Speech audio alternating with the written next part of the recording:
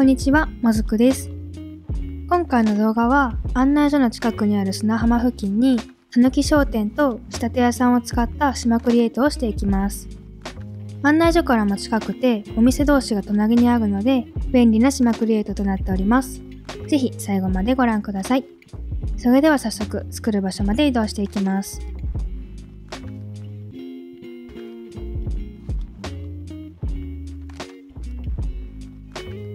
作る場所はこの辺りです。それではどうぞ。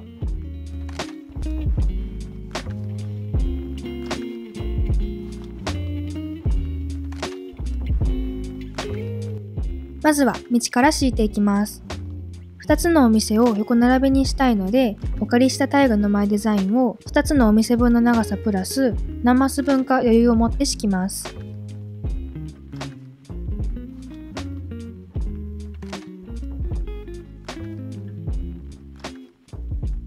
道の中心をちょっとした広場にしたいので、広場の部分だけタイルを変えて敷きます。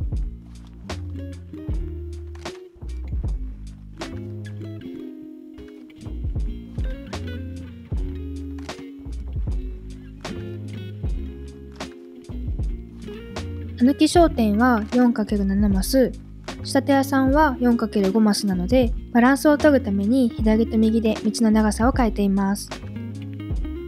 次はお店の入り口の部分に階段の前デザインを敷きます。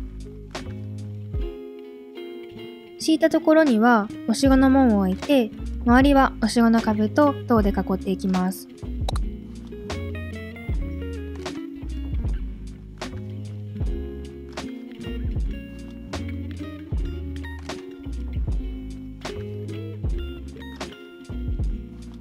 広場から見たときにお城の壁の位置が左右対称になっているようにしたいので、壁を増やしてバランスを取ります。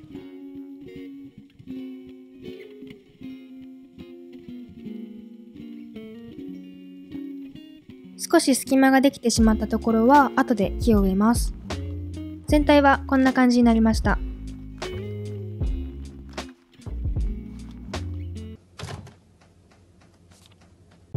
次は壁と壁の間に次のエリアにつながる道を敷いていきます。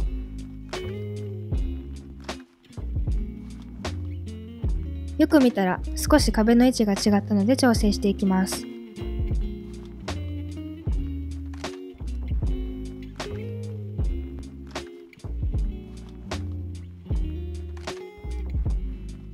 次は壁をなじませるために不自然なところや道の終わりに木や低木を植えていきます。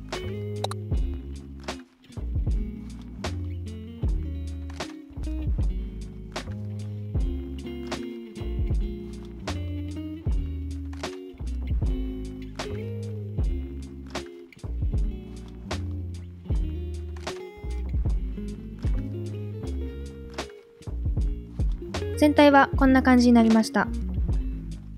次は家具を置いていきます。手前側のタイルをなじませるためにウッドパーテーションを並べていきます。さらに賑やかさを出すために素朴なパーティーライトを置いて、一マス空いたところは木箱を置きます。広場の手前側は低木でもいいんですけど、街っぽさを出すために植物パーテーションにしました。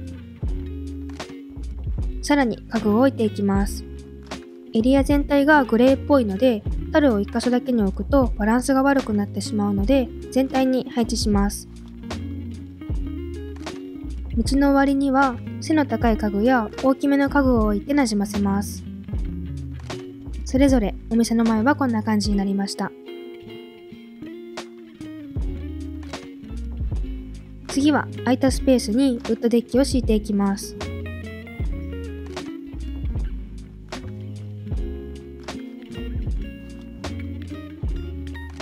木箱が1箇所だけにあるので、これもバランスを取るために配置して、このスペースは海を見ながら休憩できるスペースにします。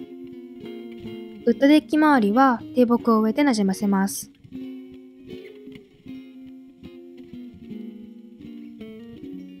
あと、最近いろんなエリアに埴輪を飾っているんですけど、完全に夢訪問配信で影響されました。次は土の道の上を飾っていきます。もっとリアルな建物になるように西部の街並みを置いて、エリアの境目には大きなラティスを使って扉を作ります。全体はこんな感じです。あとは建物の後ろに木を植えておきます。ちなみに木と木の間は1マスだけ開けています。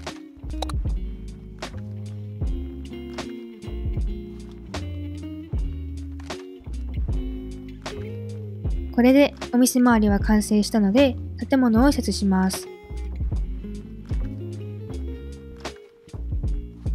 建物とマイデザインとの間が気になるので階段のマイデザインを追加します。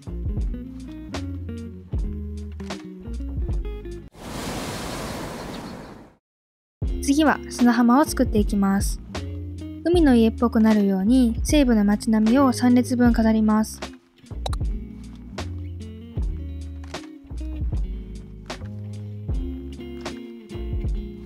西部の街並みの間にはレトロな停留所を置いて休憩場所を作ります。さらに両端に島と練り子を置いて家具の端っこをなじませます。あとは海の家っぽくなるような家具を周りに置いて、これで海の家は完成です。次は左側の砂浜を作っていきます。ここは立ち入り禁止っぽくしたいので、朽ち果てた木や使われてないヨットを割れている雰囲気にしたいので麦畑をまばらに置いていきます。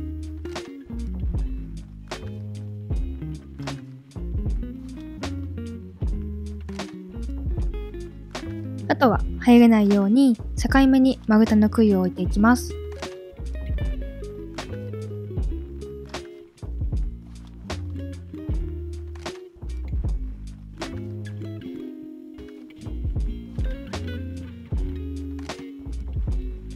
最後は全体を見ながら気になったところを微調整していって、これでこのエリアは完成です。